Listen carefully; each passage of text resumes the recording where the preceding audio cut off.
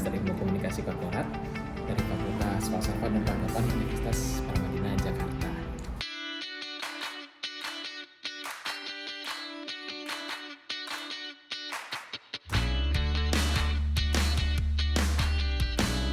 Jadi untuk pengalaman komunikasi yang menurut saya paling berkesan adalah saat saya diberi kesempatan atau dipercaya untuk bisa menjadi seorang dosen praktisi. Jadi saya kebetulan untuk saat ini saya berstatus sebagai karyawan atau seorang praktisi di salah satu TV nasional. Tapi di sisi lain saya juga menjalani peran sebagai seorang praktisi yang diberi kesempatan untuk mengajar di kampus. Nah, di situ merupakan salah satu pengalaman komunikasi saya yang sangat berkesan bagi saya karena saya orang yang tidak memiliki latar belakang seorang pendidik. Saya adalah seorang bisa dibilang saya adalah orang yang teknis sekali, tapi saya diberikan kesempatan untuk bisa share ilmu saya untuk ngajar di kelas seperti itu. Dan yang lebih uniknya lagi adalah saya sebenarnya secara pendidikan saya adalah lulusan komputer. Saya adalah seorang sarjana komputer, tetapi saya mengajar mata kuliah dari Fakultas Ilmu Komunikasi. Jadi untuk saat ini saya diberi kesempatan untuk bisa mengajar di program studi Ilmu Komunikasi, khususnya untuk konsentrasi broadcasting di Universitas Mercubuana, Jakarta.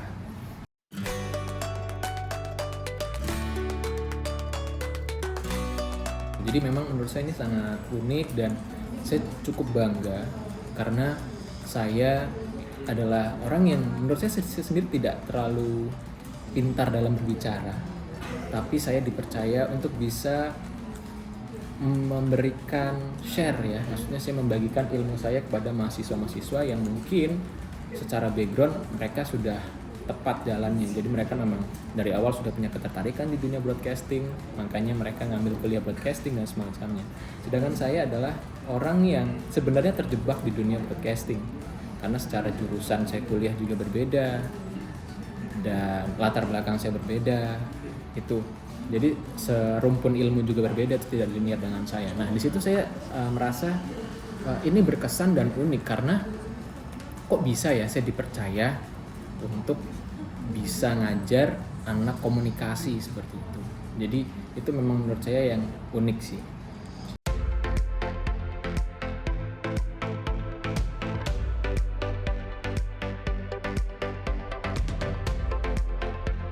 Ya, dalam pengalaman saya mengikuti praktisi mengajar ini, jadi memang teman-teman nih mahasiswa itu saya dalam mengajar saya menggunakan model komunikasi yang berorientasi pada tujuan atau goal oriented untuk menjelaskan peristiwa tersebut. Jadi dalam konteks pengajarnya sendiri dan interaksi dengan anak-anak ini, jadi saya memang memiliki tujuan yang jelas dan spesifik. Jadi supaya mereka itu bisa relate nih dengan apa yang diajari di kampus dengan apa yang akan mereka dapatkan nanti saat di lapangan atau saat bekerja. Jadi memang saya berikan atau saya tunjukkan apa aja sih yang ada di industri itu seperti apa. Jadi supaya mereka nanti tidak kaget. Jadi saya jelaskan apa adanya. Jadi tidak berdasarkan teori, tidak berdasarkan buku, tapi berdasarkan yaitu tadi memang pengalaman saya. Jadi supaya mereka lebih terarah nih. Mau apa sih yang dipelajarin? Apa sih bagaimana? Jadi memang begitu. Jadi tujuan saya memang jelas. Setiap pengajaran saya lebih ke praktek. Jadi saya nggak kebanyakan teori, pokoknya praktek. Jadi supaya mereka lebih paham, ini loh seperti ini, gini loh roles kerjanya seperti ini, begini loh cara bikin timeline-nya dan semacamnya. Jadi lebih seperti itu. Jadi tentunya saya juga membuatkan perancangan, juga persiapan, seperti saya membuat slide, saya membuat video-video contoh, saya membuat project video contoh yang akan digunakan oleh mahasiswa untuk latihan. Nah, video contoh itu adalah yang biasa saya lakukan di kantor saya, jadi bisa sama seperti itu. Jadi juga untuk pelaksanaan komunikasinya ya saya menggunakan strategi yang memang mudah dipahami dan anak-anak ini dapat lebih mudah memahami bahasa saya dengan bahasa teknik seperti itu. Jadi nggak melulu bahasa teori seperti itu sih. Jadi lebih ke situ sih.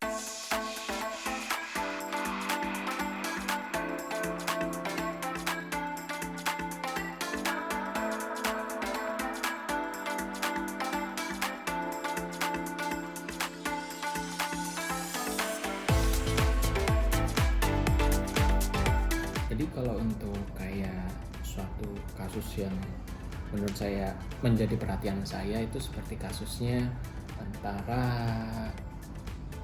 ini di luar yang tadi ya. Jadi ini lebih beda, kasusnya lebih seperti persaingan bisnis antara Le Mineral dengan Aqua. Itu mereka masing-masing bisa saling apa ya, yang satu bilang wah kami tidak pakai galon karena galon ini merusak lingkungan. Yang satu kita galonnya sekali pakai supaya kita menggunakan ini supaya tidak mencemari lingkungan gitu. Jadi kalau kayak tadi kan misalnya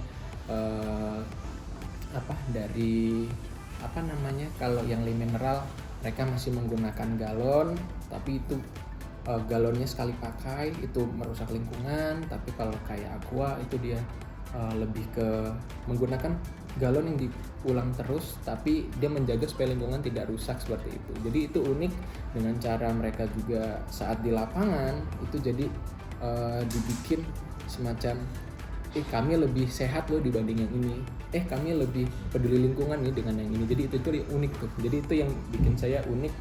Jadi memang membuat juga masyarakat social adjustment-nya memang kalau yang Aqua ini bikin boros, maksudnya kurang sehat karena mengandung ini itu galonnya seperti itu. Jadi itu sih lebih.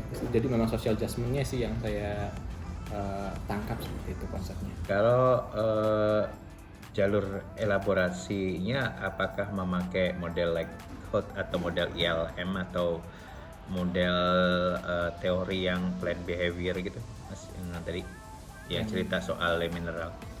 Jadi itu memang itu lebih ke ILM, elaboration like hot model ya. Iya betul. Jadi menjelaskan dua jalur pemrosesan informasi dalam satu persuasi gitu. Iya betul. Oke. Lalu apakah ini mengambil jalur sentral atau periferal?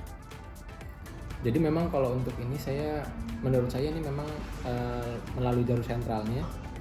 Itu dalam melakukan ini maka pemrosesan informasinya secara mendalam dan rasional juga. Tentunya mereka masing-masing memiliki argumen-argumen yang mempertimbangkan gimana sih supaya masyarakat itu bisa kampanyenya itu bisa berhasil satu sama lain. Jadi memang seperti itu sih menurut saya.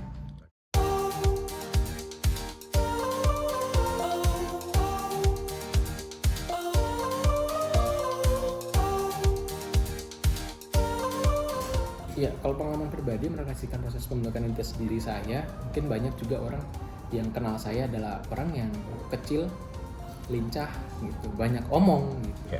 Itu jadi memang itu sih yang menjadikan refleksi saya, identitas diri saya untuk mengembangkan persepsi masyarakat atau orang yang menilai saya secara simbolik.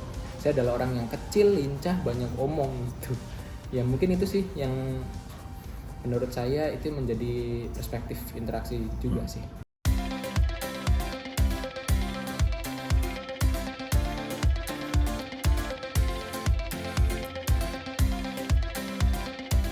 Ya, menurut saya terima kasih untuk Pak Wahyu Taman juga sudah bisa memahami kami, terutama saya orang yang S1-nya tidak linier, itu bisa bisa memahami apa itu komunikasi karena penjelasannya sangat detail. Jadi memang dasar-dasar teorinya itu diajarkan dengan baik sehingga saya walaupun S1-nya tidak linier dengan S2 itu bisa dapat mengerti. Jadi terima kasih banget untuk Pak.